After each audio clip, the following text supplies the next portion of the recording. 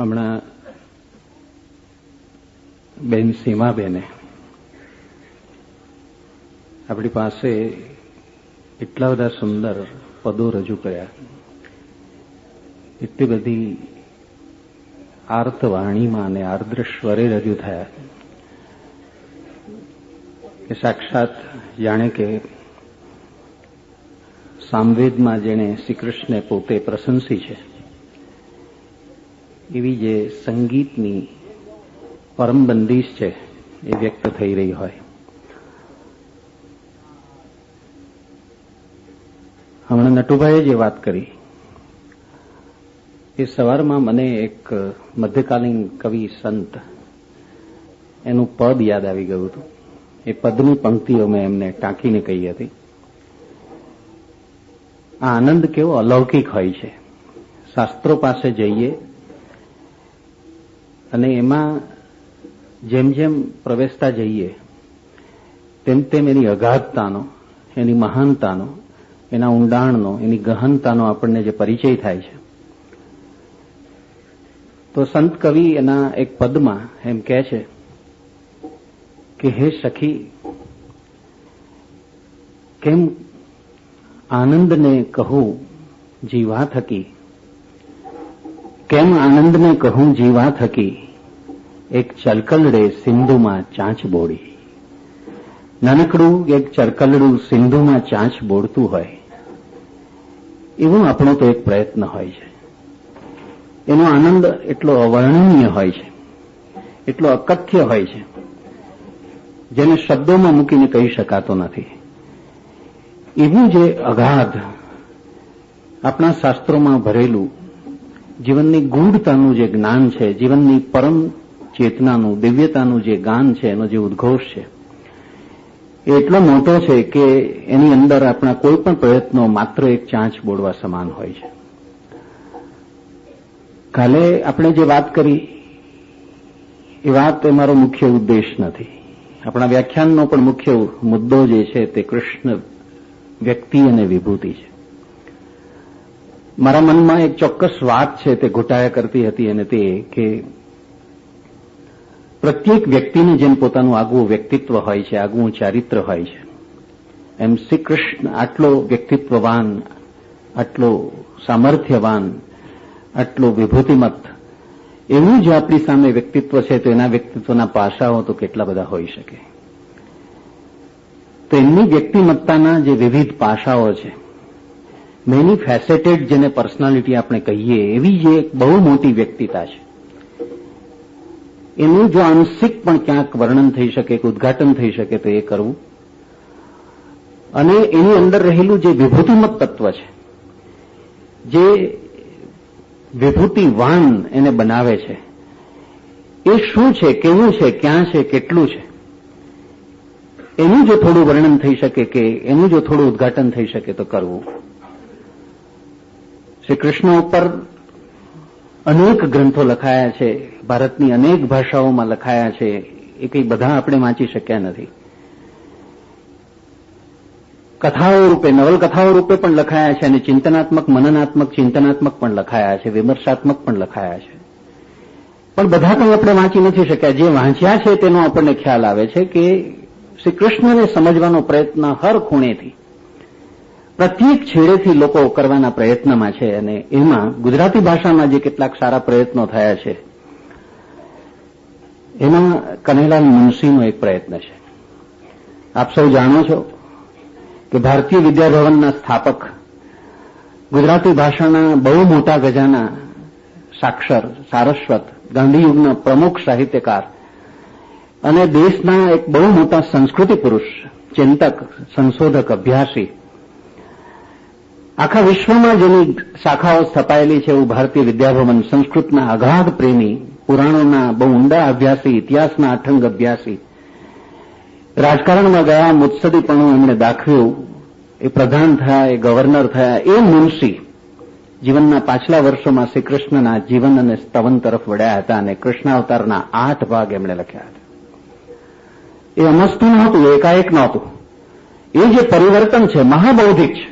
દરેક વાતની બુદ્ધિની સરાણ ઉપર, કસોટી ઉપર ચકાસીને કરનારા એવા મુનશી. એમણે જ્યારે શ્રી કૃષ્ણાવતાર 8 ભાગમાં લખી ત્યારે એમણે પણ પોતાનું એક દૃષ્ટિબિંદુ કૃષ્ણ વિશે રજૂ કર્યું છે.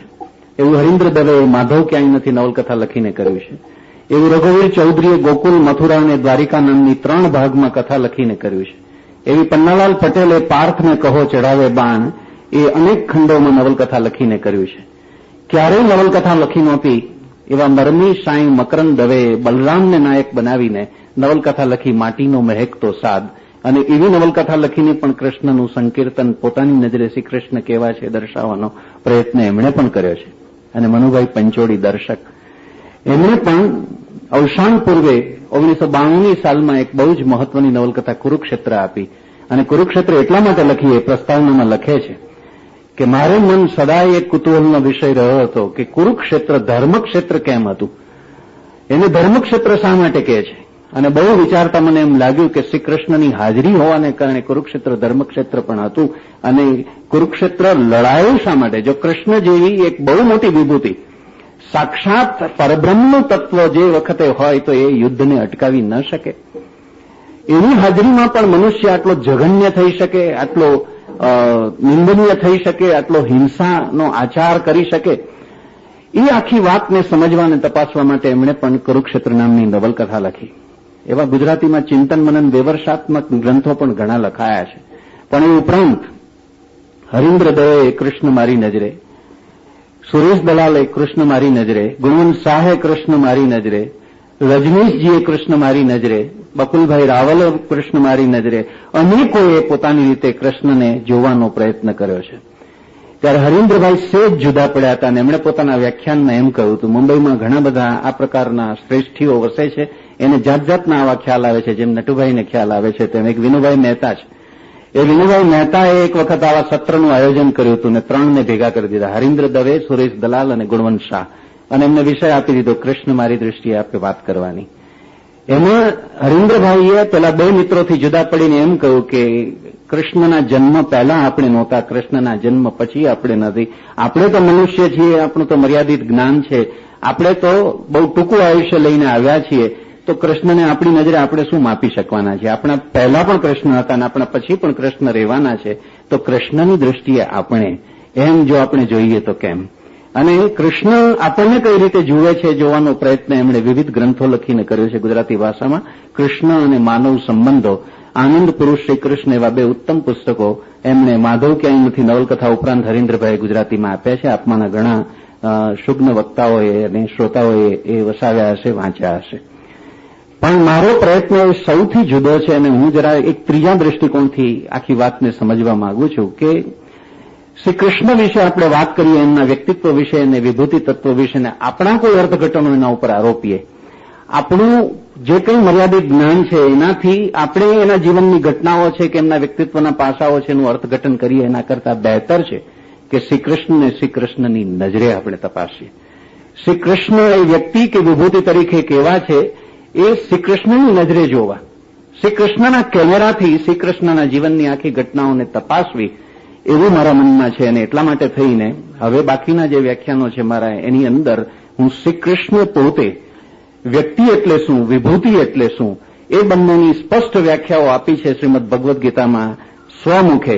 એ વ્યાખ્યાઓ છે એ સ્પષ્ટ કરી અને ત્યાર પછી પોતે જ એની સ્પષ્ટતા કરી છે કે વિભૂતિ આને કહેવાય, વ્યક્તિ આને કહેવાય. તો એની સ્પષ્ટતા કરી, એનો પોતાનો આખો ખ્યાલ સમજાવી અને શ્રી કૃષ્ણના ખ્યાલમાં શ્રી કૃષ્ણનું જીવન અને એમની ઘટનાઓ ક્યાં કેવી રીતે બેસે છે અને કૃષ્ણ કેવા વ્યક્તિત્વવાન છે અથવા કૃષ્ણ કેવા વિભૂતિવાન છે એની વાત કરવાનું મારા મનમાં છે. એ કેટલે અંશે સફળતાથી હું કરી શકીશ હું જાણતો નથી, પણ શ્રી કૃષ્ણની કૃપા હશે તો એ દિશામાં પણ આપણે કંઈક થોડાક ઇશારાઓ કરી શકશું એમ અવશ્ય મને લાગે છે. ગઈકાલે જે મેં વાત કરી એનાથી એટલા બધા જિજ્ઞાસા પ્રશ્નો મારી સામે આવ્યા અને એટલા બધા લોકો મળવા આવ્યા અને એટલી બધી વાતો મને પૂછી, એમાંથી પણ કેટલુંક નવું વિચારવાનું મને મળ્યું અને હું ઘણો બધો ઉપકૃત થયો. એમાંની એક મુખ્ય વાત આ હતી કે કૃષ્ણ જીવનની જે ઘટનાઓની સાલવારી તમે ગઈકાલે આપી, એ કૃષ્ણ જીવનની સાલવારી એમ પુરવાર કરે છે કે કોઈ ઐતિહાસિક વ્યક્તિ હતી. જો એ ઐતિહાસિક વ્યક્તિ હતી તો એમના જીવનની, બાળ જીવનની જે ઘટનાઓ છે એ ઘટનાઓ પણ ઐતિહાસિક પુરાવાઓ સાથે મળે છે કે કેમ? એમણે સત્તાસુરનો વધ કર્યો, એમણે વૃત્રાસુરનો વધ કર્યો, ધેનુકાસુરનો વધ કર્યો, એમણે જે કંઈક એ બાળ જીવનમાં ક્રિયાઓ કરી એની કોઈ ઐતિહાસિક દસ્તાવેજી સામગ્રી ઉપલબ્ધ છે કે કેમ? આ એક પ્રશ્ન હતો. મેં આપને ગઈકાલે જ કહ્યું હતું કે શ્રી કૃષ્ણના જીવનની જે મુખ્ય આધારભૂત સામગ્રી છે મહાભારત છે, અને મહાભારતની અંદર શ્રી કૃષ્ણ છે એ તો પરિપક્વ થયેલા, પુખ્ત થયેલા અને પ્રૌઢ થઈ ગયેલા શ્રી કૃષ્ણ છે.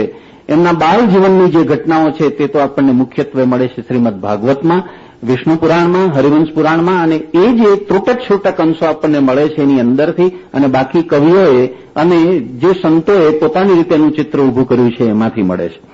એ બધી જે ઘટનાઓ છે, એમની માખણ ચોરીની ઘટના છે, એમની મટુકી ફોડવાની ઘટના છે, એમની જે રાસલીલા છે, એમનું જે ગોવર્ધન પર્વતનું ધારણ કરવાનું, એમનું વસ્ત્રાહરણની જે લીલા છે, એ બધી જે લીલાઓ છે તે ઐતિહાસિક ઘટનાઓ કરતા, ક્રિયાઓ કરતા એને લીલાઓ રૂપે આપણે સમજવી જોઈએ, અને ઘટના અને લીલા વચ્ચેનો એક ભેદ આપણે સ્પષ્ટ સમજી લેવો જોઈએ. આ ઘટના એટલે શું? કોઈ વાસ્તવિક રીતે કોઈ ક્રિયા જ્યારે બને ત્યારે આપણે એને ઘટના કહીએ છીએ. દાખલા તરીકે કોઈ એક વ્યક્તિ બીજી વ્યક્તિનું ખૂન કરે તો એ ઘટના થઈ, અને એ વ્યક્તિ જે ખૂની છે એને પકડીને કોર્ટમાં એની ઉપર કામ પણ ચલાવી શકાય અને એને શિક્ષા કે સજા પણ કરાવી શકાય. પણ નાટકના એક રંગમંચ ઉપર એવું એક ખૂનનું દ્રશ્ય રજૂ થાય છે કે જ્યારે એક વ્યક્તિ બીજાનું ખૂન કરે છે ત્યારે એ ક્રિયા છે તે આભાસી ક્રિયા છે, એ વાસ્તવિક ક્રિયા નથી, અને ત્યારે એ ક્રિયાને આપણે ઘટના નથી કહેતા, એ ક્રિયાને આપણે વાસ્તવિક નથી સમજતા. જાણીએ છીએ કે ખોટી છે, પણ મેક બિલીવ કરીને, એટલે મન મનાવણું રચીને આપણે એને સમજીએ છીએ. એના ઉપર કોર્ટમાં કેસ ચલાવી શકાતો નથી. એ લીલા છે. નાટક જેમ એક લીલા છે, ક્રીડાનક છે, એક ખેલ છે, એક પ્લે છે, એમ કૃષ્ણ જીવનની જે બાળપણની વાતો આપણી સામે આવી છે એ કોઈ ઐતિહાસિક ઘટનાઓ છે એના કરતા વિશેષ રૂપે એને આધ્યાત્મિક લીલા પ્રયોગો રૂપે આપણે સમજવી જોઈએ. અને એ આખો લીલા પ્રયોગ આપણને સમજાય એટલા માટે થઈને એને આપણે રૂપકોમાં, આ બધી વાતો જે પુરાણોમાં મુકાઈને આપણી પાસે આવી છે એ રૂપકોને સમજવાનો પ્રયત્ન આપણે કરવો જોઈએ. એ ઘટના કે એ લીલાને કેટલાક મનુષ્ય સહજ રૂપો ઉધાડીને, દાખલા તરીકે કોઈ કવિ છે તે હિમાલયના મુખે આખી વાત મૂકે. આપણે જાણીએ છીએ કે હિમાલય તો પર્વત છે અને એ કંઈ બોલી શકવાનો નથી. કોઈ ગાંધીજીના રાજઘાટને વાણી આપે અને રાજઘાટ બોલે છે એમ કહીને આપણી પાસે કોઈ રજૂઆત કરે તો એ રૂપક થયું કહેવાય. હકીકતે રાજઘાટ કંઈ કશું બોલી શકવાનો નથી કે આટલા બધા ફૂલોના ઢગલા નીચે આટલો લાંબો સમય હું કદી સૂતો નહોતો. ગાંધીજીના રાજઘાટ ઉપર જ્યારે ઢગલાબંધ ફૂલો રોજ રોજ મૂકવામાં આવે છે, દેશ વિદેશનો કોઈ પણ માણસ આવે અને એની ઉપર બહુ જ મોટા ફૂલના ઢગલાઓ કરે છે. જિંદગી આખી જેણે પુષ્પની એક માળા પણ ક્યારેય સ્વીકારી નથી, સૂતરની આંટી સિવાય કશું પહેર્યું નથી, એની ઉપર આજે ફૂલોનો ઢગલો રાખીને જાણે કે ગાંધીને આપણે ડબુરી દેવા માંગીએ છીએ, ફરી ક્યારે બેઠો થતો નહીં, ફરી ક્યારે તું જાગતો નહીં. આટલા બધા ફૂલોના ઢગલા નીચે આટલો લાંબો સમય ગાંધી કદી સૂતો નહોતો. આ જેમ રૂપક છે એમ આ પણ રૂપકો છે, અને આપણે એને રૂપકોના આધ્યાત્મિક અર્થો છે તે સમજવાનો પ્રયત્ન કરવો જોઈએ. અને એવો આધ્યાત્મિક એનો અર્થ ખોલીને આપણી પાસે શ્રી કૃષ્ણ ઉપનિષદે આપ્યો છે. એટલે બીજો સવાલ શ્રોતાઓમાંથી અનેક લોકોનો મારી પાસે આવ્યો કે આ શ્રી કૃષ્ણ ઉપનિષદ કોણે લખ્યું છે, એ સંસ્કૃત ભાષામાં છે કે ગુજરાતી ભાષામાં છે, એ ક્યાં મળે? એટલે એનો વ્યક્તિગત જવાબ આપવાને બદલે આજે સામૂહિક રીતે બધાને એક સાથેનો ઉત્તર મળે એટલા માટે અહીંથી કહું છું કે ઉપનિષદોની સંખ્યા સામાન્ય રીતે આપણે 108 ગણીએ છીએ, પણ વિદ્વાનો એની સંખ્યા ગણતા ગણતા થાકી ગયા છે. 1800ની સંખ્યા સુધી તો વિદ્વાનો પહોંચી ગયા છે. ઉપનિષદોની સંખ્યા 1800 છે, અને એની અંદર કલ્પી ન શકાય એવા ઉપનિષદો છે. સપત્ની વિનાશન ઉપનિષદ એવું પણ એક ઉપનિષદ છે. શોક્યનું સાલ નડતું હોય તેને દૂર કેવી રીતે કરવું એનું ઉપનિષદ છે. આવી રચનાઓ કરી છે, એ રચનાઓના કેટલાકના નામો ઉપનિષદ છે. એમ એક ઉપનિષદ શ્રી કૃષ્ણ ઉપનિષદ છે. એ કૃષ્ણ ઉપનિષદ છે, સંસ્કૃત ભાષામાં છે, પણ ગુજરાતી અનુવાદ સાથે એની સમજૂતી સાથે એ ઉપલબ્ધ છે, અને તે આપણી પાસે 2 સ્ત્રોતમાંથી પ્રાપ્ત થાય એમ છે. એક સસ્તું સાહિત્યવર્ધક કાર્યાલય જેમણે આપણા 108 ઉપનિષદો પ્રકાશિત કર્યા છે, હવે એ બંધ પડ્યું છે અને પ્રવૃત્તિ પણ મંદ પડી છે, એટલે કદાચ એ અવેલેબલ થાય યા ન થાય. પણ જ્યાંથી અવશ્ય મળે એવું જે છે તે બિલખા આશ્રમ, જૂનાગઢની બાજુમાં બિલખા છે, અને બિલખામાં એક બહુ મોટા યોગી થઈ ગયા, બહુ મોટા સંત કોટીના એક પરમ પુરુષ થઈ ગયા, શ્રીમંત નથુરામ શર્મા. ગુજરાતીના ઘણા મોટા સાહિત્યકાર ધૂમકેતુ અને ત્યાંથી માંડીને બચુભાઈ રાવત અને દેશળજી પરમાર એ બધા ઉપર એમની બહુ જ ઊંડી અસર હતી. એ શ્રીમંત નથુરામ શર્મા એમણે વેદાંત ઉપર પુષ્કળ ગ્રંથો લખ્યા છે, યોગ વશિષ્ઠ ઉપર ગ્રંથો લખ્યા છે, ઉપનિષદો ઉપર પણ ગ્રંથો લખ્યા છે, અને બધા જ ઉપનિષદો પ્રકાશિત કરવાનો એમણે એક ભગીરથ પુરુષાર્થ કર્યો છે. એ બિલખા આશ્રમમાંથી આપને એ શ્રી કૃષ્ણોપનિષદ છે તે મળશે, ગુજરાતી ભાષામાં મળશે, અને એની અંદર આ આધ્યાત્મિક રહસ્યો ખોલ્યા છે. આજે બને એટલી ઝડપથી આ જે આવા આધ્યાત્મિક રહસ્યો છે એને ઝડપથી ખોલીને આપણી મૂળ વાત ઉપર આપણે જવા માંગીએ છીએ કે શ્રી કૃષ્ણ એની નજરમાં એમની શી અવધારણા છે વ્યક્તિ વિશેની અને વિભૂતિ વિશેની, એ કોને વ્યક્તિ કહે છે અને કોને વિભૂતિ માને છે. પોતે જ જો એનો ખ્યાલ બાંધી આપ્યો હોય, એનો કોન્સેપ્ટ આપણી સામે રચી આપ્યો હોય, તો એના કોન્સેપ્ટથી એના જીવનની ઘટનાઓને આપણે જો સમજવાનો પ્રયત્ન કરીએ, કદાચ આપણે પ્રયત્નમાં આપણે શ્રી કૃષ્ણ કેવા વિભૂતિવાન હતા અથવા કૃષ્ણ કેવું વ્યક્તિત્વ હતું એનો કંઈક અણસાર છે તે પામી શકીએ. એટલે કાલે આપણે વાત કરી હતી તેમ કે વસુદેવ એટલે નિગમ અને નિગમ એટલે વેદ અને વેદ એટલે પરબ્રહ્મનું જ્ઞાન. દેવકી એટલે સાત્વિકી મહામાયા, એ બંને વડે કૃષ્ણ છે એ ઉત્પન્ન થયા છે. સવાલ તો સૌથી પહેલો આપણા બૌદ્ધિક જગતની અંદર એ ઉભો થાય કે જે દેવકી પોતાની અત્યંત પ્રિય બહેન હતી એને ધામધૂમથી પરણાવવામાં કંસે ઉલટભેર ભાગ લીધો અને છેક ભાગોળ સુધી પોતે સારથી બની એનો રથ લઈ અને એને વડાવવા માટે ગયો. એ કંસ આકાશવાણી થઈ અને ક્ષણ માત્રમાં એનો દુશ્મન થઈ ગયો, અને એ આકાશવાણી છે એ એમ કે આ જ દેવકીનો 8મો પુત્ર એ તારો હણનારો થશે, તારો એ વધ કરશે, અને ક્ષણ માત્રમાં આખું ચિત્ર બદલાઈ જાય જે ભાવથી જે પ્રેમથી. તો પહેલો પ્રશ્ન તો આપણને એમ થાય કે આકાશવાણી આવી ઉતાવળ કરવાની શી જરૂર હતી? શા માટે આકાશવાણી આટલી વહેલી થઈ અને કહી દીધું? અને માનો કે કહી દીધું, 8મા સંતાન સુધી રાહ નહોતી જવાતી, પણ આકાશવાણી થઈ ગઈ. તો પછી બીજા ઘણા રસ્તાઓ હતા કે કંસ છે તે એકલા વસુદેવને વિદાય કરીને દેવકીને એની સાથે ન મોકલે, કંસ જેલમાં ન નાખે ને જેલમાં બંનેને એક સાથે ન રાખે, એ બંનેને એક સાથે ન રાખે ને અલગ અલગ જેલમાં રાખે તો પણ સંતાનની ઉત્પત્તિ નહોતી થવાની. કોઈ પણ પગલું લઈ શક્યા હોત, છતાંય કંસે એવા કોઈ પગલાં ન લીધા અને એમને જેલમાં પૂર્યા અને જેલમાં બંનેને એક સાથે જ રાખ્યા અને સંતતિ ઉત્પત્તિ થવા દીધી. શા માટે? પ્રશ્ન આપણા મનમાં એ પણ બધા થાય કે આવું કેમ થયું કે જે 7મો ગર્ભ હતો એ 7મો ગર્ભ તો બલરામનો હતો, એ બલરામનો ગર્ભ છે દેવકીમાંથી સંકર્ષણ કરી ખેંચીને એ રોહિણીના ગર્ભમાં સ્થાપિત કરી દીધો. એ કેવી રીતે શક્ય બને? રોહિણી છે એ સગર્ભા કેવી રીતે થઈ શકે? દેવકીનો ગર્ભ કદાચ કોઈ પણ શસ્ત્રક્રિયાથી પણ દૂર કરી શકાય, પણ રોહિણીના ગર્ભમાં એનું સ્થાપન અને એનો ઉછેર અને પછી એનો પ્રસવ, એ બધી વાતો બૌદ્ધિક દ્રષ્ટિએ આપણા ગળે ઉતરે એવી લાગતી નથી, રેશનલ લાગતી નથી. આ બધું શા માટે? અને તેમ છતાં યશોદાને ત્યાં જન્મેલી જે તાજી બાળકી છે, કૃષ્ણને નંદરાજા ત્યાં મૂકી લાવ્યા અને પેલી તાજી જન્મેલી બાળકીને લઈ ગયા. આ બધી જ ઘટનાઓ બુદ્ધિની રીતે આપણને કંઈ બંધ બેસતી લાગતી નથી કે એ જ વખતે બધા ઊંઘરેટા થઈ જાય. પેલા જે દ્વારપાળો છે જેલના, જેને સન્નદ્ધ રાખ્યા છે, 24 કલાક જાગતા રહેવાની સૂચના છે. કંસ આટલો બધો મોટો દૈત્ય છે અને મહારાજા છે, મારી નાખશે એવો ભય છે, અને છતાંય એ બધા એકદમ ઊંઘરેટા થઈ જાય, તાળા ખુલી જાય. એ નંદ બાબા એને ટોપલીમાં સુવાડી અને આટલું બધું પૂર આવ્યું હોય એ જમનાની અંદર એને માથે મૂકીને જાય, ગળા સુધી જમના આવી જાય, એના ઉછાળા એટલા બધા હોય કે જાણે કે આખા એ ડૂબી જાય એવી સ્થિતિ આવે. ટોપલીમાં રહેલા કૃષ્ણ છે તે પગ લંબાડી અને જમનાને ચરણ સ્પર્શ કરાવે અને સડસડાટ કરતું આખું પૂર છે તે ઓસરી જાય. એ નંદબાબાને ત્યાં જાય, નંદબાબાને ઉઠાડે, નંદબાબાના ઘેર પહોંચીને એમને ત્યાં એ આ પુત્ર રત્ન મૂકવા જાય ત્યારે જશોદા પણ ઘસઘસાટ ઊંઘતા હોય અને એના પડખામાં જન્મેલી તાજી જે બાળકી છે એને લઈને પાછા સહી સલામત કેદખાનામાં પહોંચી જાય. આ બધી જ વાતોનો સિલસિલો આપણને બૌદ્ધિક રીતે ગળે ઉતરતો નથી અને કેટલાક પ્રશ્નો આપણને થાય છે. અને છતાંય ભગવાનના સંબંધમાં, આવા ઈશ્વરીય અવતારોના સંબંધમાં આપણે બધું સ્વીકારી લઈએ છીએ, ટેકન ફોર ગ્રાન્ટેડ કરીને આપણે માની લઈએ છીએ કે આમ હોઈ શકે, આમ થાય. પણ સવાલ આ છે કે એ રોહિણીને પણ પુત્રી છે, તું મારીશ નહીં ભાઈ કંસ, આ તારું શું બગાડશે?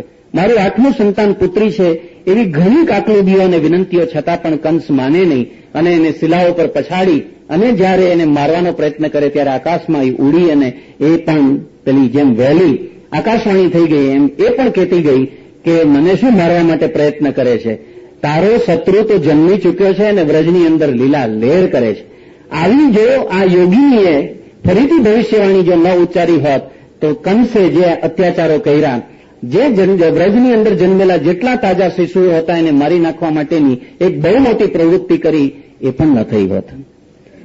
આવા ઘણા મનમાં આપણા મનમાં પ્રશ્નો જાગે છે કે સ્વયં ભગવાન ઉઠીને આવું બધું કરે?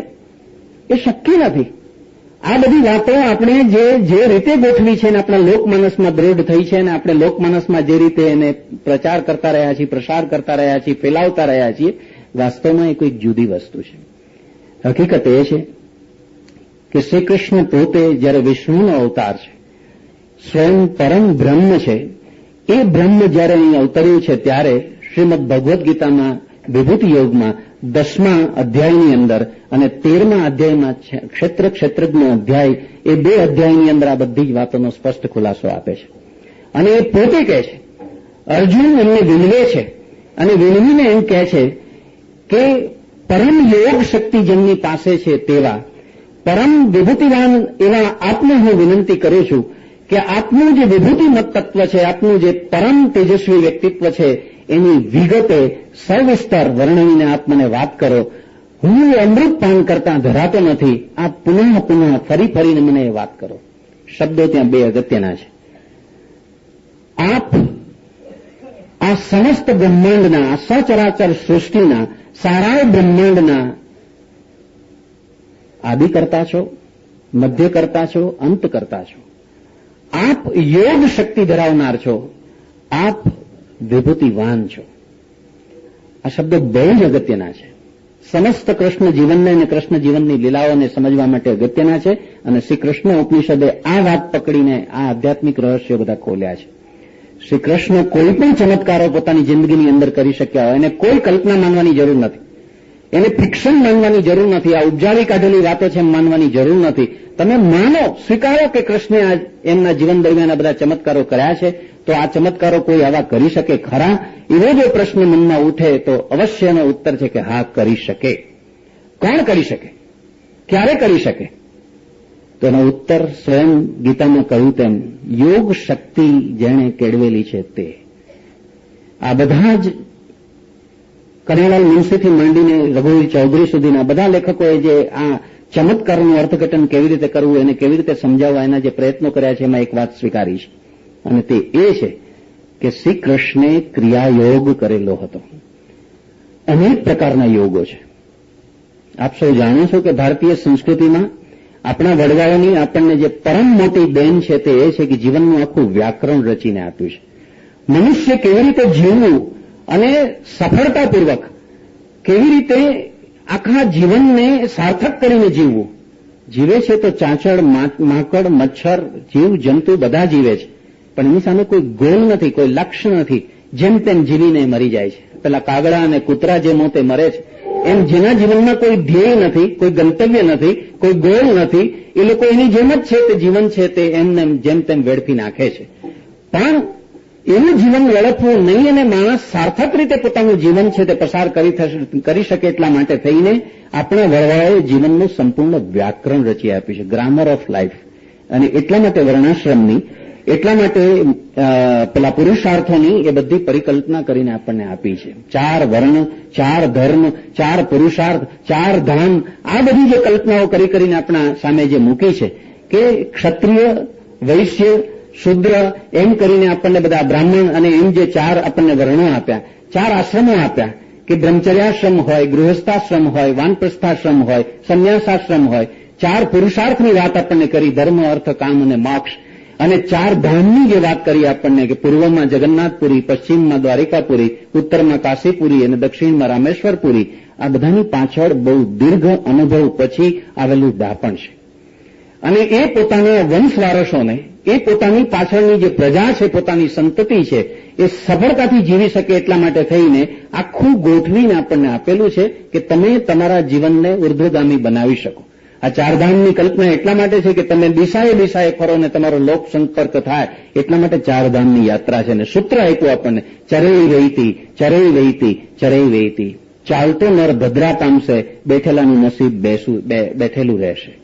જે ચાલે છે, જે હરતો ફરતો રહેશે, પ્રજાની વચ્ચે જે જાય છે. ને એટલે આપ જુઓ, રામાયણ તમે એને ધાર્મિક ગ્રંથ માનો, પુરાણ માનો, ઇતિહાસ માનો, કાવ્ય માનો, જે માનવું હોય તે માનો, એનો શબ્દ અયન એટલે પ્રવાસ.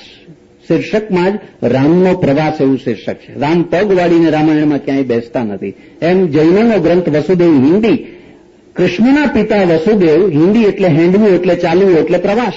સતત પ્રવાસે નીકળી પડે છે અને પરાક્રમ કરતા કરતા 100 સ્ત્રીઓને પરણે છે. એની વાત જૈનોના મુખ્ય ગ્રંથ વસુદેવ હિન્દીમાં છે. એવી રીતે 10 કુમાર ચરિત 10 દિશાઓમાં પરાક્રમ કરવા માટે નીકળી પડે છે. એવી રીતે બૃહદ કથા મંજરી, ભારતના કોઈ પણ ગ્રંથો તમે જુઓ, પ્રવાસનું મહત્વ છે, યાત્રાનું મહત્વ તે આટલા માટે છે.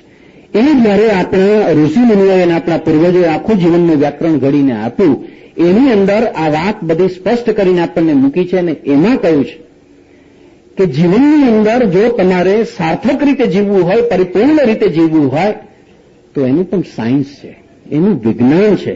તમે તમારી પોતાની ઉર્જા છે એને અત્યંત કાર્યરત કરીને, સક્રિય બનાવીને તમે પોતે ઉર્જસ્વી થઈ શકો.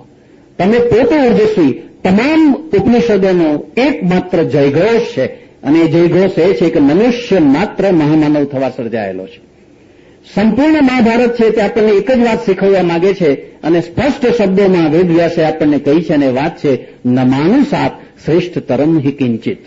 માણસથી શ્રેષ્ઠતર આ જગતમાં, બ્રહ્માંડમાં બીજું કશું જ નથી.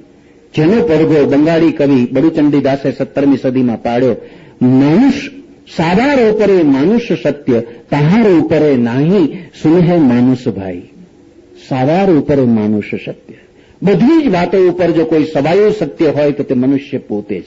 મનુષ્યનું જીવન છે, એના ઉપર બીજું કોઈ સવાયું સત્ય નથી. આમ કેમ કે છે? ઉર્ધ્વબાહુ થઈને હાથ ઊંચા કરીને વેદવ્યાસ આપણને સમજાવે, ન માણસાત શ્રેષ્ઠતરમ હિ કિંચિત. જો આપણે ધારીએ તો સામાન્ય મગતરા જેવા મનુષ્યમાંથી આપણે મહામાનવ બની શકીએ, નરમાંથી નરોત્તમ થઈ શકીએ, પુરુષમાંથી પુરુષોત્તમ થઈ શકીએ. ઈચ્છા પડે તે આપણે કરી શકીએ. એની વિદ્યાઓ ઉપનિષદોમાં આપી. આટલું પરફેક્ટ જેને લાઈફ સાયન્સ આપ્યું છે, એવી આ પ્રજા, એને કેવી રીતે આ કરી શકાય તેને માટે યોગ શાસ્ત્ર આપ્યું છે. જે અષ્ટાંગ યોગની વાત છે, જે પતંજલિનું યોગ દર્શન છે, એની અંદર આ બધી વાત છે. એના યોગના અનેક પ્રકારો છે. રાજયોગ, લયયોગ, હઠયોગ, ક્રિયાયોગ, એવી એની અનેક શાખાઓ છે. બ્રહ્માકુમારી જે સંપ્રદાય છે તે રાજયોગને કેન્દ્રમાં રાખીને ચાલે છે. કૃષ્ણ અને એનો જે આખો સંપ્રદાય છે ક્રિયાયોગને લક્ષ્યમાં રાખીને ચાલે છે. આપે કેટલાકે YSS વિશે સાંભળ્યું હશે, યોગોદાસ સત્સંગ સોસાયટી. એ યોગોદાસ સત્સંગ સોસાયટીનું હેડક્વાર્ટર રાંચીમાં છે અને આંતરરાષ્ટ્રીય હેડક્વાર્ટર એ અમેરિકામાં છે. અને દયાળ માતા એના પ્રેસિડેન્ટ છે. આપમાંના કેટલાકે વાંચ્યું હશે. દુનિયામાં એક અદભુત ઘટના છે, અને તે એ કે યોગીએ પોતાની આત્મકથા લખી છે. કોઈ યોગી જેણે યોગ પરિપૂર્ણ કર્યો છે, સાધ્ય કર્યો છે, યોગના તમામ સ્ટેજીસમાંથી પસાર થયા પછી મહાન સિદ્ધિઓ મેળવી છે, એવા યોગાનંદ, એમણે ઓટોબાયોગ્રાફી ઓફ એ યોગી પોતાની આત્મકથા લખી છે અને સમસ્ત માનવજાતને આપી છે. ગુજરાતી અનુવાદ એનો ઉપલબ્ધ છે, યોગી કથામૃત. આપ વાંચજો અને તમને નવાઈ લાગશે. ઉડતા સંત, પંખીની જેમ હવામાં ઉડી શકે છે. સુગંધી સંત, એ આવે અને આખું વાતાવરણ મગમગી ઉઠે. એટલું બધું એના શરીરની અંદર ચારે બાજુથી સૌરભ છે તે ફેલાતી હોય. પોતે અહીંયા બેઠા હોય, આપણી વચ્ચે હોય, આપણી સાથે હોય, અને એનું બીજું રૂપ છે ગંગા કિનારે, બીજાને મળતું હોય. આ બધું જ શક્ય છે.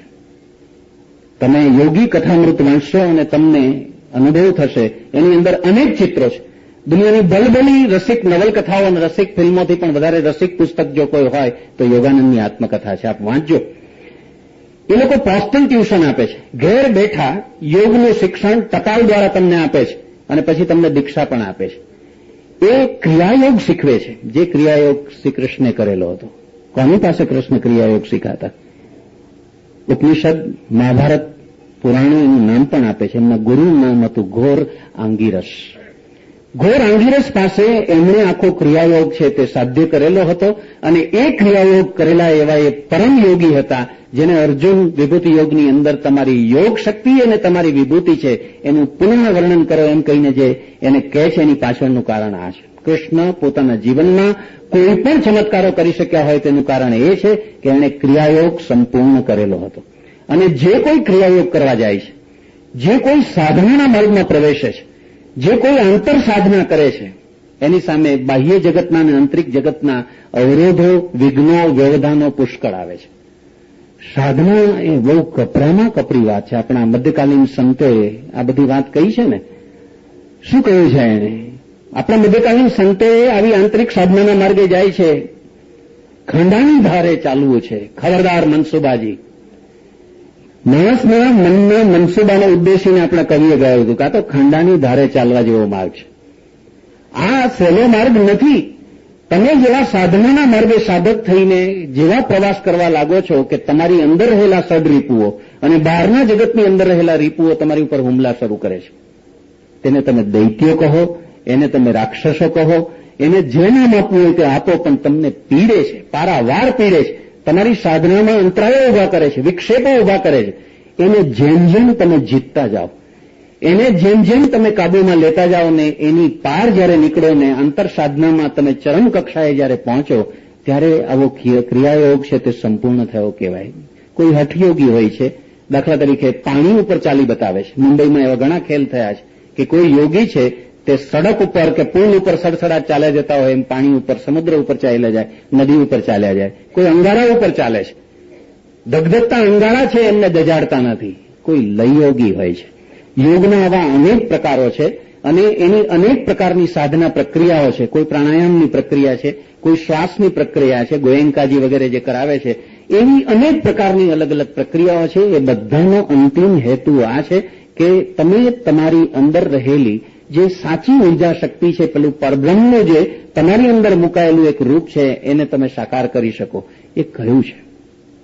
આ લાઇટ અહીંયા બળે છે, આ માઇક અહીંયા કામ આપે છે અને એવા અનેક ઇલેક્ટ્રિકના સાધનો કામ આપે છે. એનું કારણ એ છે કે ક્યાંક પાવર હાઉસ છે, ક્યાંક પાવર હાઉસ છે જ્યાં વિદ્યુત પેદા થાય છે, ઉર્જા પેદા થાય છે અને આ વાયરિંગ દ્વારા છે કંઈ સુધી પહોંચે છે અને આ વિદ્યુત શક્તિ, આ ઉર્જા શક્તિ આપણને કામ આપે છે.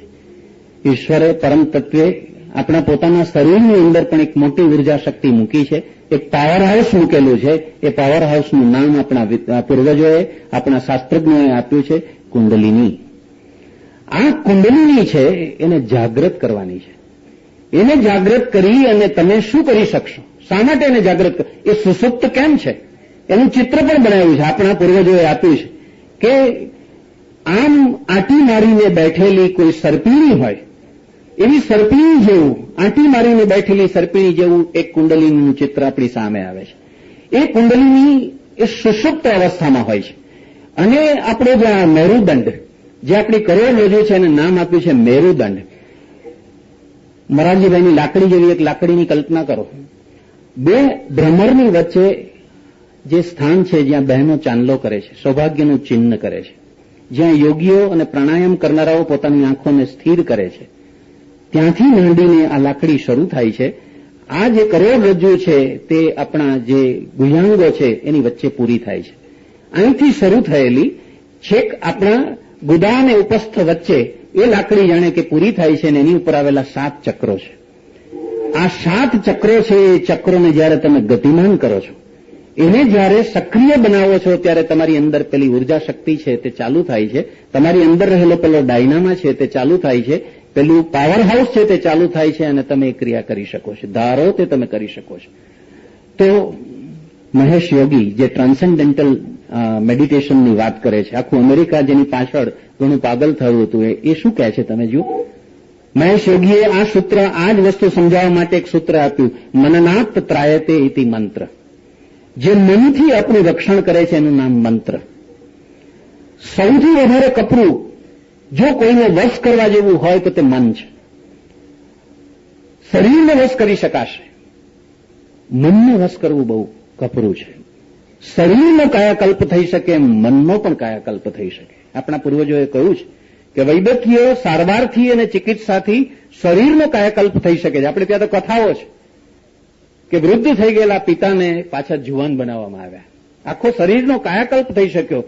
આંબળાને ધાત્રી કહી છે, રસાયણ કહ્યું છે, જીવંતિકા છે, જેના દ્વારા ડેડ થઈ ગયેલા કોષો ફરીથી સજીવન થાય છે અને માણસ પાછો જુવાન થઈ જાય છે. તો જેમ શરીરને આ રીતે કરી શકાય છે એમ મનને પણ કરી શકાય છે. મનનો આખો કાયાકલ્પ કરી શકાય છે, અને એનું વિજ્ઞાન તે આ યોગ વિજ્ઞાન છે. એ યોગ વિજ્ઞાનની અંદર આ કુંડલિનીને જાગૃત કરવાની અનેક રીતો બતાવી છે. માર્ગો અનેક હોઈ શકે. ધ્યેય કે લક્ષ્ય એક છે, અને તે એ છે કે કેવી રીતે શક્તિમાન થવું, કેવી રીતે સામર્થ્યવાન થવું, કેવી રીતે વિભૂતિવાન થવું. અને એ પ્રયત્નની અંદર આ એક ક્રિયાયોગ છે, અને એ ક્રિયાયોગ ઘોર આંગીરસ એવા મુનિની પાસે શ્રી કૃષ્ણ શીખેલા છે. અને એટલે એમણે જે આંતર સાધના કરી, અને એ આંતર સાધનામાં એમની જે શત્રુઓ, દૈત્યો કે રાક્ષસોનો સામનો કરવાનો આવ્યો, આંતરિક અને બાહ્ય. કંસનું રાજ્ય એ કલિયુગનું રાજ્ય છે. 4 પ્રકારના દૂષણો એ એની અંદર ફેલાયેલા છે, જેની આપણે ગઈકાલે વાત કરી. એ બહારથી મોકલાતા દૈત્યો છે, અને કેટલાક અંદરથી આવતા દૈત્યો છે. એ કયા હોઈ શકે? તો આપણા પૂર્વજોએ એનું પણ વિશ્લેષણ કરીને આપણને બતાવ્યું છે, અને ષડ રિપુઓ કયા છે. 6 દુશ્મનો આપણને આપણી સાધનામાં વિક્ષેપ કરે છે, આપણને અંતરાયો ઉભા કરે છે, આપણને ક્યાંક એ અલગ બોલક કરી નાખે છે, અસ્થિર કરી નાખે છે. એ કયા છે? કામ, ક્રોધ, લોભ, મોહ, મદ, મત્સર. કામ, ક્રોધ, લોભ, મોહ, મદ અને મત્સર. આવા જે 6 આંતરિક શત્રુ છે, સૌથી પહેલા આપણે આંતર સાધના જેવી શરૂ કરીએ છીએ અને કનેડવાનું શરૂ કરે છે. બહુ કનેડે છે. અઘરામાં અઘરી વસ્તુ કામ વાસનાને જીતવી તે છે. સંસારનો આપણને એટલો બધો લોભ હોય છે, એટલું બધું પ્રલોભન હોય છે, એટલી બધી આસક્તિ હોય છે કે સંસારનો મોહ છૂટતો નથી. એટલે આપણા સંત કવિઓ પોતાના ભજનોમાં, પોતાના પદોમાં વારે વારે એ વાત કરે છે કે સંસાર અસાર છે, દિલ્હી વસાર છે. આ તો રાખનો એક નાનકડો અંશ છે. રાખના આપણે સૌ રમકડા છીએ, કે માટીના બનેલા આપણે છીએ. માટીનું ટેપું ભાંગી જવાનું. કબીરે બહુ સુંદર રીતે સાખી બનાવીને કહ્યું હતું કે જલ મેં કુંભ હૈ, કુંભ મેં જલ હૈ, બહાર ભીતર પાણી, ફૂટા કુંભ જલ જલ હી સમાયા, યહી બાત કિયો જ્ઞાની. કેવું? તો એ કહે છે કે એક સમુદ્રની કલ્પના કરો. જલ મેં કુંભ હૈ, એક સમુદ્ર છે, અફાટ ભરેલો, મુંબઈમાં જેમ દરિયો છે તેમ.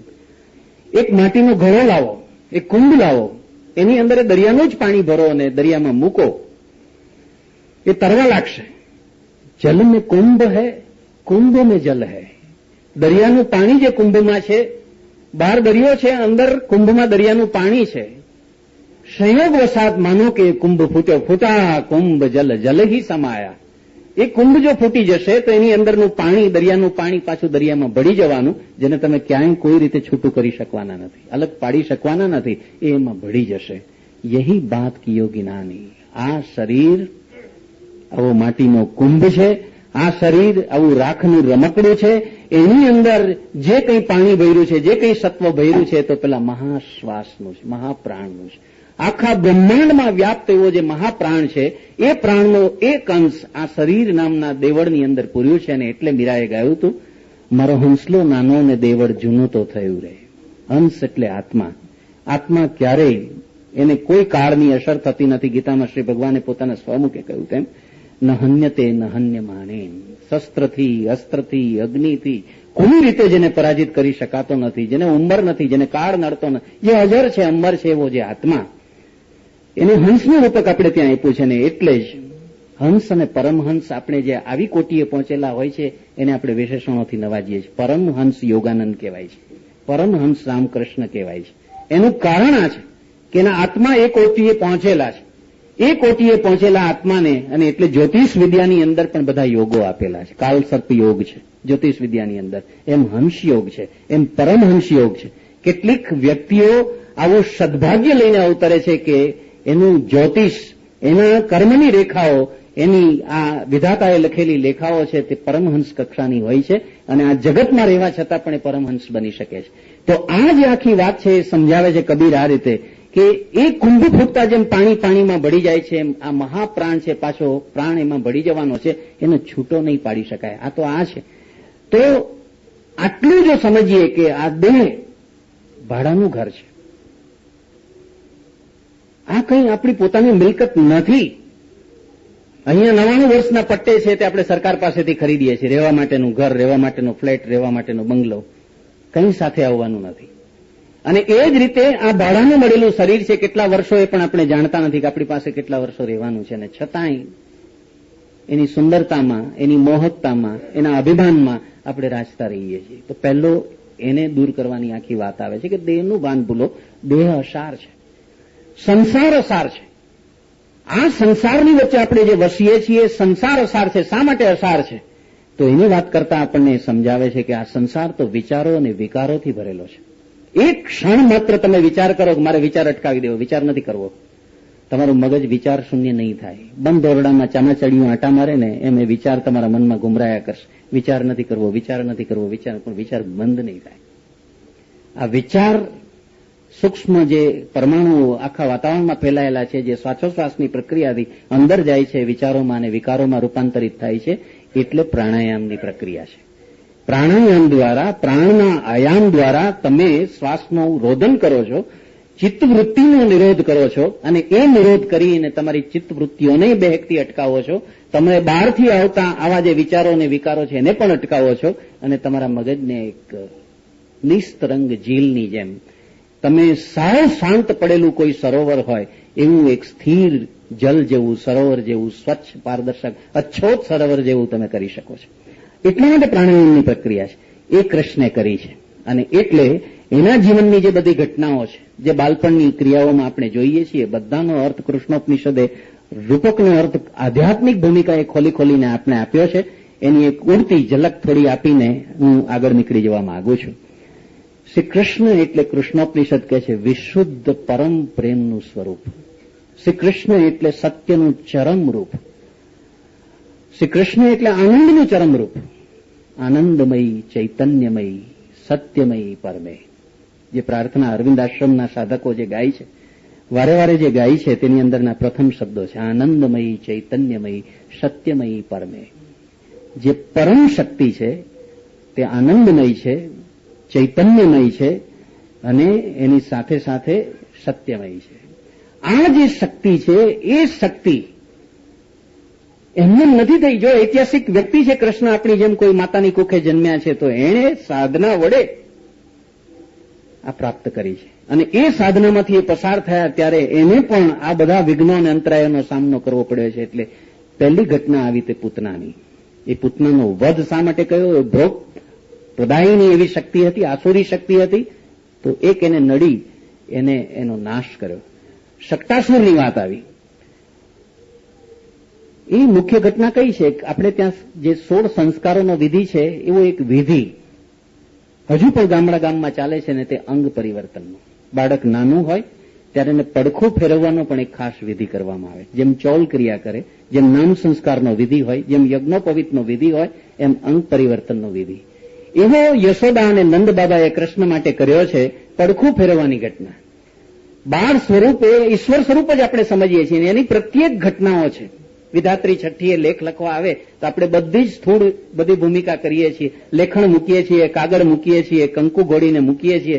ખબર છે કે કોઈ આવવાનું નથી, કશું લખવાનું નથી, પણ ઉપચાર અને વિધિ આપણે બધી કરીએ છીએ. ભલે આપણને ન વંચાય, આપણને ન દેખાય, પણ કોક વિધાત્રી આવીને લેખ લખવાની છે. એમ જે આપણે પેલા સંસ્કાર કર્મો કરીએ છીએ, એમ પેલું પડખું ફેરવવાની, અન્નપ્રાશનની જેમ ક્રિયા કરીએ છીએ, એમ આવી પ્રક્રિયા, એનું નામ સક્તાસુર છે. કૃષ્ણને ધવડાવીને યશોદા એને રમતો મૂકે છે, અને કૃષ્ણની આંખ ઘેરાય છે ત્યારે પેલા ગાડા નીચે એક નાનકડું ખોયું બાંધી અને એને ઝુલાવીને એને સુવડાવ્યા છે. અને કોણ જાણે થોડી વારમાં શું થયું, ગાડું ઉથલી પડ્યું અને એકદમ કૃષ્ણ છે તે ખિલખિલાટ હસતા દેખાયા, અને છાતીએ યશોદાએ ચાંપ્યા.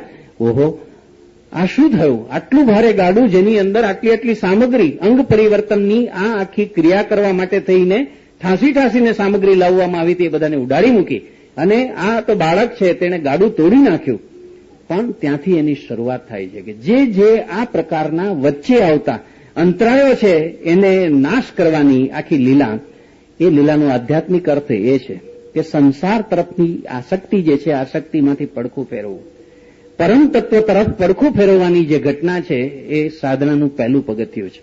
પહેલે મન કો મૂંડો, ફિર આત્મા કો ઢૂંઢો.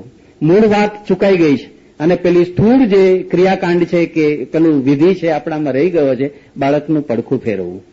હકીકતે આપણા પૂર્વજોએ તો આપણને શીખડાવ્યું હતું કે આ જે આખી સંસારના સુખોની વાત છે એ ક્ષણિક સુખો છે, એ નાશવંત છે, આપણે જાણીએ છીએ, પણ એનાથી આ જીવનું પરિવર્તન પરમ તત્વ તરફ થાય એ માટે એનું પડખું ફરે, એનું મોં ફરે. ઉન્મુખ અને વિમુખ એવા આપણી ભાષામાં બે શબ્દો છે. સંસારથી ઉન્મુખ હોઈએ કે અભિમુખ હોઈએ એના કરતા સંસાર તરફ વિમુખ થઈએ અને ઈ લોક કરતા આમુષ્મિક લોક તરફ આપણે અભિમુખ થઈએ, એ ઘટનાનું નામ સક્તાસુરનો વધ છે.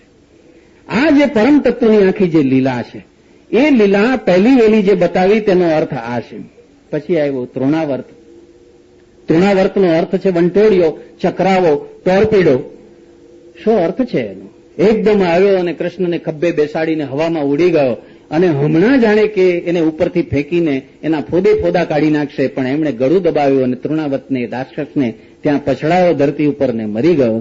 હકીકતે એનું આધ્યાત્મિક રહસ્ય એ છે, એ કામ છે. તૃણાવર્ત એ કામ છે. કામ ભાવનો વંટોળિયો મનુષ્યમાં સંસારમાં રહેતા રહેતા ગમે ત્યારે આવે છે. એક વંટોળિયાની જેમ આવે છે. કોઈ વાર નિમિત્ત હોય છે, કોઈ વાર નિમિત્ત નથી હોતું, પણ કોઈક વખત એટલો ચક્રાવો આપણા મનમાં ચડી જાય છે અને કામની લિપ્સા, કામની લાલસા એટલી તીવ્ર થઈ જાય છે તો આપણને ગુમરાવે છે, ચક્રાવે ચડાવી દે છે. આપણે આપણી પોતાની જાત ઉપર કાબુ નથી રાખી શકતા. રમેશ પારેખે ગુજરાતીમાં આ વાતને પ્રગટ કરવા એક કવિતા લખી, બહુ ઓફબીટ રચના છે. એ રચના આવી રીતે શરૂ થાય છે: ખુલ્લી તલવાર જેવી છોકરી સવારના ખુલ્લા અજવાળામાં, જમાઈ વાત ધ્રાસકો પડ્યો કે હાથ મારા ક્યાં છે. ગુજરાતી કવિતા રમેશે આવી રીતે લખી: ખુલ્લી તલવાર જેવી છોકરી સવારના ખુલ્લા અજવાળામાં, જનોઈવટ ધ્રાસકો પડ્યો કે હાથ મારા ક્યાં છે. જનોઈવટ ઘા પડવાની ઘટના તો આપણે જાણી, ત્યાં ધ્રાસકો પડવાની વાત છે. ખુલ્લી તલવાર જેવી છોકરીને આજ સુધી અનેક વિશેષણો અપાયા છે, અહીં તલવારનું આપ્યું. શા માટે? સવારના ખુલ્લા અજવાળામાં મ્યાનમાંથી કાઢેલી તલવાર એ એટલી બધી ધારદાર હોય ને ચડક ચડક થતી હોય પેલા સૂર્યપ્રકાશમાં, તો એનું જે કાતિલપણું છે એટલું બધું ફીલ થાય આપણને, એટલું બધું ફીલ થાય. એવું કાતિલ સૌંદર્યવાળી કોઈ છોકરી, કાતિલ સૌંદર્યવાળી, જેને જોતા તમે આહત થઈ જાઓ, તમે કિંગ કર્તવ્ય મૂળ થઈ જાઓ, તમારું હોવાપણું તમે ભૂલી જાઓ, તમે અભિભૂત થઈ જાઓ, એવું કોઈ સૌંદર્યનો અગાધ રાશિ લઈને કોઈ સામે ઉપસ્થિત થયેલી છોકરી એની વાત કરે છે તો શું થાય? હાથ પણ ભૂલી જાય, આંખ પણ ભૂલી જાય, ધ્રાસકો પડી જાય કે હું ક્યાં છું, શું છે. એવી જે વાત છે એ કામની વાત છે. એવી કોઈ ક્ષણો જીવનની અંદર આવી જાય છે કે આવો વંટોળિયો આવે અને તમને ચક્રાવે ચડાવે ને એટલી હદે ચક્રાવે ચડાવે કે તમે ગુમરાતા ગુમરાતા ક્યાં ફંગોળાઈ જાઓ અને એની ઉપર કાબુ ન લઈ શકો. તો એની સાધનામાં આ પ્રક્રિયા પણ આવી છે અને એ પ્રક્રિયામાં આવો જે આંતરિક જે રાક્ષસ હતો, દૈત્ય હતો, એને એમને હણ્યો છે. પછી આવી યમલાર્જુનની ઘટના. એ ઘટના દ્વારા એક બીજું આધ્યાત્મિક રહસ્ય કૃષ્ણ જીવન લીલામાંથી સ્ફુરે છે અને તે આ છે કે કોઈ પણ સમાજની સ્વસ્થતાનો આધાર એના જે ધૂણીઓ છે, અગ્રણીઓ છે, એ કેટલા સભ્ય, સુશિક્ષિત, સંસ્કારી રહે છે એના ઉપર છે. એ કેટલું મૂલ્યોનું પાલન કરે છે અને સભ્યતાનું પાલન કરે છે એના ઉપર છે. પણ કોણ જાણે કેમ માણસ જેમ જેમ વધારે શ્રી અને સંપત્તિ પ્રાપ્ત કરતો જાય છે તેમ દૂર્ત થતો જાય છે, ઉચ્છૃંખલ થતો જાય છે, સ્વચ્છંદી થતો જાય છે. તો કુબેરના બે પુત્રો, કુબેરના બે દીકરાઓ, કુબેર તો ધનનો દેવ છે, અખૂટ લક્ષ્મી છે એની પાસે, એના બે દીકરાઓ નલકુબેર અને મણિરત્ન, એ બે દીકરાઓ છે એ એટલા ઉચ્છૃંખલ થઈ ગયા છે. અને ઉચ્છૃંખલ થયેલ વ્યક્તિ જે છે એ એક તો બધાની શરમ મૂકી દે, લજ્જા મૂકી દે, બીજું વડીલો છે એની આજ્ઞા ન પાડે, અને ત્રીજું એથી આગળ વધીને આજ્ઞા ન પાડે તો કાંઈ નહીં, પણ એની ઠઠ્ઠા મસ્કરી કરે, એની ઉડાડે. તો નરના આ બે પુત્રો એટલા સ્વચ્છંદી થઈ ગયા હતા, અગ્રણી છે. કોઈ ગરીબના સંતાનો કોઈ આવું કરે ને તો લોકો એને ઠપકો આપે, એને સહન કરી લેવું પડે, એને અટકાવે. પણ ધનવાનના, કુબેરના સંતાનો કોણ અટકાવે? જાહેરમાં પોતાની પત્નીઓને લઈ અને નિર્વસ્ત્ર છે તે સ્નાન કરતા, જળ ક્રીડા કરતા, જાહેરમાં પોતાની પત્નીઓને લઈને. હવે આ કેવું કે દેરાણી અને જેઠાણી નગ્ન થઈને દેર અને જેઠની સાથે જાહેરમાં નગ્ન સ્નાન કરે? આ કેવી રીતે શક્ય બને? આટલી બધી નિર્લિપ્તતા, આટલી બધી ઉચ્છૃંખલતા. અને ત્યારે બરાબર ત્યાંથી મહર્ષિ નારદનું પસાર થવું, એને જોયું કે આટલું બધું સમાજ આટલો બધો અધપતનને પામ્યો છે કે જાહેર સ્નાનાગારમાં બધા જ વસ્ત્રો ઉતારીને કુબેરના બંને સંતાનો અને પુત્ર વધુઓ આ રીતે નિર્લજ રીતે સ્નાન કરે છે. અને એ જયારે ત્યાં આવ્યા ત્યારે શરમની મારી પેલી બંને પત્નીઓ છે એ તો ઝડપથી જે હાથ લાગ્યું તે વસ્ત્ર કે પોતાના અંગો ઢાંકી અને સંતાઈ ગઈ. પણ પેલા બંને તો એટલી હદે ઉચરંકલ કે એને તો નારદની ઉડાડી, ઠઠ્ઠા કરી, મસ્કરી કરી અને નારદે શાપ આપી દીધો. અને નારદે શાપ આપીને એમ કહ્યું કે જાઓ, તમને શરમ મૂકી દીધી છે, લજ્જા મૂકી દીધી છે, નિર્લજ થઈ ગયા છો, તો વૃક્ષો થાવ, સ્થાયી રૂપમાં જાઓ. તમે હવે આવી ચંચળતા તમારી ત્યારે જ કાબુમાં આવશે કે જ્યારે તમે સ્થાણુ બનો. તમે અચંચળ થાવ એવી સ્થિતિમાં તમને મૂકવા પડે. પછી બહુ કરગર્યા, શાપ અપાઈ ગયો એટલે બહુ કરગર્યા, અમને કોક રીતે ક્ષમા આપો. ત્યારે કહ્યું કે જાઓ, કૃષ્ણાવતારની અંદર ભગવાન તમારો ઉદ્ધાર કરશે. અને એ બે વૃક્ષો જે નંદ બાબાના દરબારમાં વૃક્ષો થઈને ઉગ્યા હતા, એ આ નલ કુબેર અને પેલો મણિભદ્ર, એ બંનેને યશોદાએ બહુ પજવતો. આપણે ત્યાં માતા અને પુત્રની પજવણીના તો વિરલ અને ધન્ય દ્રશ્ય હોય છે. ઘણીવાર માતા પુત્રને પજવતી હોય, કંઈક આપતી હોય, લલચાવે ને ખેંચી લે, વળી કંઈક આપે, લલચાવીને ખેંચે, અને પછી પેલું બાળક આમ એકદમ ટકટકતું હોય, પછી બચ્ચીઓથી નવડાવે અને ખૂબ પસવારે. માતા અને પુત્રના વાત્સલ્ય ભાવને કોઈ સીમા નથી. અને એ જ રીતે બાળક પેલું કેટલું બધું માતાને પજવતું હોય છે. હમણાં એક ગીત ગાયું ને સીમાબેને આપણી પાસે, નંદ ગોપાલનું જે ગીત ગાયું, કેવો તોફાની નટખટ મસ્તીખોર છે. તો પછી આખરે જશોદા બહુ થાક્યા, કંટાળ્યા. નથી મહી વલોવા દેતો, નથી માથે સાડી ઓઢેલી રહેવા દેતો, નથી શરીરનું પૂરું જે છે તે લજ્જાવાળું એ વસ્ત્ર સાચવવા દેતો, અને એવી રીતે પરેશાન કરી રહ્યા છે. તો આખરે કંટાળીને ઉલ્લુખલ સાથે બાંધીને, જે વડોળાનું દોરડું છે એનાથી બાંધી અને એમને, હવે તું ક્યાં જઈશ? અને પેલું એ ખંડણીઓ છે એને ખેંચતા ખેંચતા ઉલ્લુખુલને લઈને પેલા બે ઝાડના જે થડ બાજુમાં ઉગ્યા છે એની વચ્ચે જઈ અને પેલું સલવાયું છે, અને પછી પોતે એની વચ્ચેથી પસાર થાય. અને પસાર થતા એના ખેંચવાથી જ બંને વૃક્ષો ધારાશાયી થાય, અને પેલા બંને યમલાર્જુન છે તે પ્રગટ થાય અને સ્તુતિ કરે.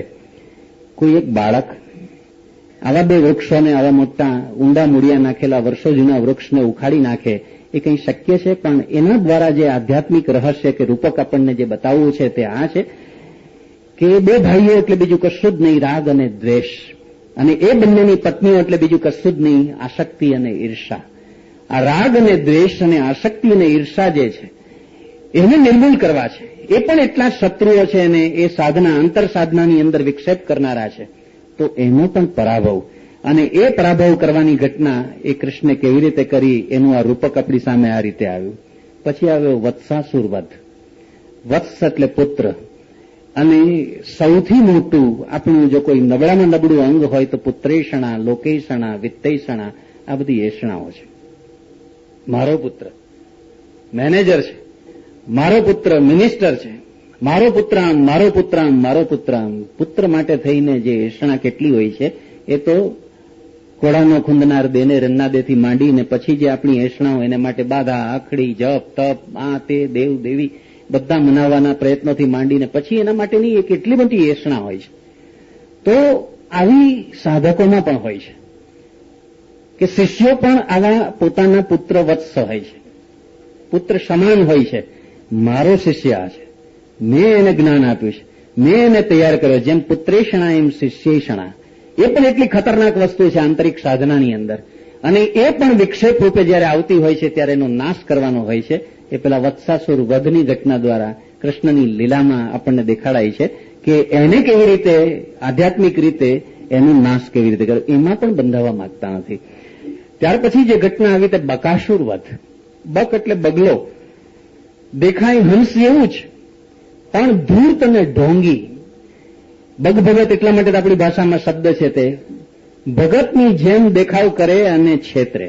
સાચો ભગત નહીં, મુંહ મેં રામ ઓર બગલ મેં છુરી એમ જે કહીએ છીએ એવી જેની પાસે બગ ભગતની ઠગ વિદ્યા છે, એવા બગલાની વાત આવી. બકાસુરનો વધ કર્યો. એનો અર્થ એ છે કે જે સ્વાર્થી છે, લોલુપ છે, ઢોંગી છે, ધુતારા છે, એવા જે અંશો આપણી અંદર રહેલા છે, આપણા આંતરિક શત્રુ છે આ બધા.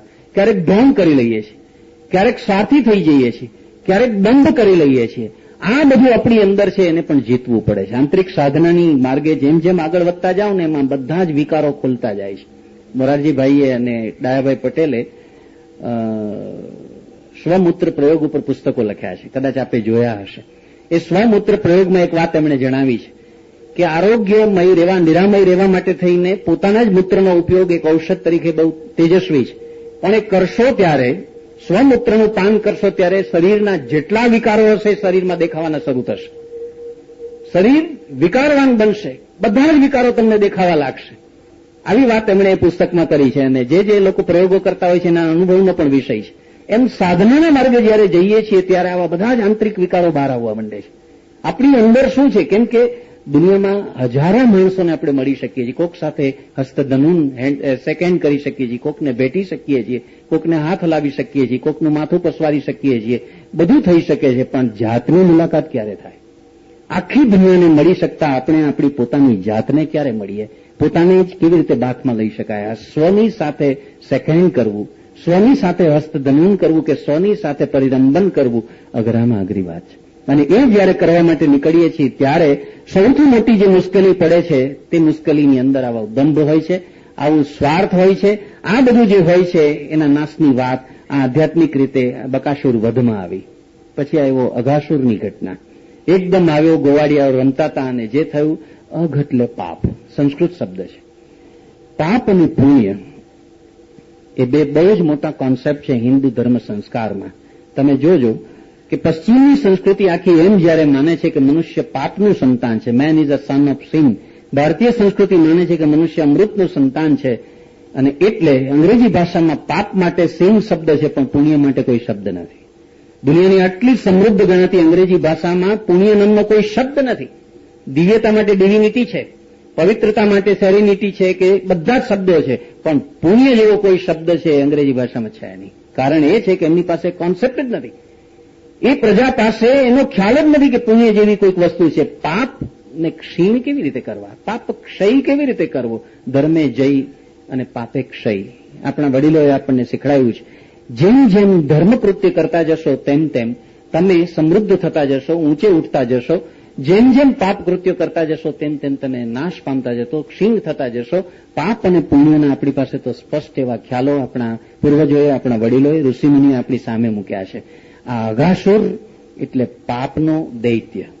આ પાપ જયારે પુણ્ય રૂપે પ્રકાશે છે સમાજની અંદર ત્યારે એનો પણ નાશ કરવો પડે છે. શ્રી કૃષ્ણ કુરુક્ષેત્રમાં દર્શક બતાવે છે, બહુ માર્મિક ઘટના છે. પાંડવો છે વનવાસમાં ગયા છે એટલે પાંડવોના મુનિ છે, એના જે કુળગુરુ છે એ મુનિ ધૌમ્ય છે, એ પણ પોતાનું કર્તવ્ય સમજે છે કે મારે જેને તૈયાર કરવાના છે મારા શિષ્યો, એ જો અરણ્યવાસમાં રહેવાના હોય તો મારે પણ નગરમાં ન રહેવાય. એ અરણ્યવાસમાં જાય છે અને નાગો, તક્ષકો, બર્બરકો, જંગલી પ્રજા જે છે એ જંગલી પ્રજાની વચ્ચે જઈને એમને શિક્ષણ આપવાનું કામ છે શરૂ કરે છે. એવી રીતે દૂર વનની વચ્ચે રહી, જંગલની વચ્ચે રહી અને જંગલી લોકોને શિક્ષિત અને સંસ્કારી બનાવવાની જેમણે પ્રક્રિયા શરૂ કરી છે એ ધૌમ્ય ઋષિને મનમાં એમ થયા કરે છે કે કૃષ્ણ જો એક સમજે ને તો મહાભારતનું યુદ્ધ, ભાઈઓ ભાઈઓ વચ્ચેનું યુદ્ધ કાઢી શકાય. અને કૃષ્ણ આવે છે, એમના આશ્રમમાં આવે છે અને ત્યારે ધૌમ્ય ઋષિ એને કહે છે કે હે યદુનંદન, તમે જો ઈચ્છો તો આ આખા કુળ વિનાશને, આ આખા મહાભારતને તમે અટકાવી શકો. આપ કેમ પહેલ નથી કરતા? તમે ઈચ્છો તો આ અવશ્ય થઈ શકશે. અને ત્યારે સૌના આશ્ચર્યના આઘાત વચ્ચે, ખુદ ધૌમ્ય મુનિના આશ્ચર્યના આઘાત વચ્ચે કૃષ્ણે જે જવાબ આપ્યો આપણે પણ થરથરી જઈએ છીએ. અને કૃષ્ણે કહ્યું કે આ યુદ્ધ થશે જ, થવું જ જોઈએ અને થાય છે મુનિ તમારા કારણે થાય છે. થાય છે તમારા કારણે થાય છે. સડક થઈ ગયા પેલા ધૌમ્ય મુનિ તો એકદમ સડક થઈ ગયા. અમારા કારણે કેવી રીતે? તો કે છે તમે પાંડવોના કુળગુરુ, તમે પાંડવોને શિક્ષણ આપ્યું. કૌરવોના કુળગુરુ બીજા છે એને શિક્ષણ આપ્યું. તમારા બેયની શિક્ષણ આપવાની જે પદ્ધતિ છે ને એની અંદર તમે જે તમારા શિષ્યોને શીખવ્યું છે ને એને કારણે આજે યુદ્ધ થાય છે. તમે શીખવ્યું છે પાંડવોને કે બળ સત્યાશ્રિત છે. બળ છે, પરાક્રમ છે તે સત્યાશ્રિત છે. ખરું તો સત્ય છે, બળ તો એના આધારે છે. પણ કૌરવોના ગુરુએ પોતાના શિષ્યોને શીખડાયું છે સત્ય બલાશ્રિત છે. બળ મુખ્ય છે, સત્ય એને આશ્રિત છે, એમાં અવળું શીખડાયું છે. તમારા બે ગુરુઓના દ્રષ્ટિકોણની અંદર ભેદ છે જેને કારણે તમારા શિષ્યોને તમે જે શિક્ષણ આપ્યું છે ને એટલે આજે સામસામે આવી ગયા છે અને શિક્ષણ વૃથા જતું નથી. તમારા શિષ્યોને જે રીતે તમે તૈયાર કર્યા છે એ રીતે થઈને જ રહેશે. અને એથી આગળ વધીને કહું કે હું આ નહીં અટકાવું. એટલા માટે નહીં અટકાવું કે એક સતી સાધ્વી સ્ત્રી, એક પવિત્ર સ્ત્રી, એક કુળવધુ, એનું એક ઉચ્છૃંખલ થઈ ગયેલી, એક ધૂર્ત થઈ ગયેલી રાજસત્તાએ જ્યારે જાહેરમાં અપમાન કર્યું છે, એની અવમાનના કરી છે, એનું પ્રત્યાખ્યાન કર્યું છે, ત્યારે રાજસિંહાસન ઉપર બેસવાનો એનો કોઈ અધિકાર નથી. એ પદભ્રષ્ટ થવી જ જોઈએ. જે રાજસત્તા હોય તે પદભ્રષ્ટ થવી જોઈએ. હું યુદ્ધનો પક્ષપાતી છું, હું યુદ્ધ નહીં રોકું. તમે વાંચજો કુરુક્ષેત્ર દર્શકનું અદભુત અર્થઘટન કરીને આખો પ્રસંગ એમણે નિરૂપ્યો છે. તો કહેવાનો મતલબ આ છે કે આ વસ્તુ જ્યારે ઊભી થતી હોય છે, પાપ વ્યાપક રૂપે થાય, આખા સમાજમાં ફેલાય, અને કલિયુગની અંદર પાપનું સામ્રાજ્ય ન ફેલાય તો શેનું ફેલાય? અને એ જ્યારે પાપનું સામ્રાજ્ય ફેલાય ત્યારે એને કોઈક રીતે ક્ષીણ કરવા માટે થઈને પુણ્યનો ઉદય કરવો પડે, ધર્મનો આધ્યાત્મિક રૂપક છે. પછી ધેનુકાસુર વધની ઘટના આવી. ધેનુકાસુર એટલે ગધેડો, અને ગધેડો એ શેને માટે જાણીતું પ્રતીક છે આપણે બધા જાણીએ છીએ. આ તો ગધેડો જે રસોઈમાં વાપરી છે એની વાત નથી, પણ આ મૂર્ખ છે, મૂર્ખ શિરોમણી છે. એ કહેવા માટે આપણે જીતે છે ત્યારે ધેનુકાસુર વધ. પછી આવી કાલીય દમનની લીલા. નાગણીઓ વિનંતી કરે, એમ કહેવાય છે કે નાગ કરતા પણ વધારે ઝેરી, વધારે ડંખીલી એ તો નાગણીઓ હોય છે. પાતળી દોરી જેવી, ક્યારે કેમ જમ્પ મારે અને ક્યારે કેમ તમને વીંટળાઈને ડંસ મારી દે, કંઈ નક્કી નહીં. એ કૃષ્ણને વિનવે, અને કૃષ્ણે કાલીનાગ નાથવાની જરૂર શી પડી? બીજે ક્યાંય રમી શકાતું નહોતું તો કાલિંદીને કાંઠે જ રમવા ગયા, અને દડો છે તે એવો ફટકાર્યો ગેડી દડાની રમતમાં કે ત્યાં ધરામાં જ પડ્યો કે જ્યાં પેલો કાલીય નાગ છે. વિચારવા જેવી બધી ઘટનાઓ છે. એનો આધ્યાત્મિક અર્થ એ છે, કાલી નાગ એટલે અનેક વિચારો અને વિકારોથી ઘેરાયેલું મન. આવું વિચારો અને વિકારોથી ઘેરાયેલું મન છે એ કાલીય નાગ છે. મનનો નાશ કરવો છે, વિચારોથી ઘેરાયેલા અને વિકારોથી ઘેરાયેલા મનનો નાશ કરવો છે, જે હજાર હજાર ફેણ મારીને ફોફાડા મારે છે. મનના ઉધામાં ઓછા છે, એટલા માટે મનને વાંદરા સાથે, મનને મીંદડા સાથે, મનને મૃદંગ સાથે અનેક કવિઓએ સરખાવીને ગાયું છે. અને પેલા બધા જ સાધકો કહેતા આવ્યા છે, પહેલે મન કો મુંડો ફિર આત્મા કો ઢૂંઢો.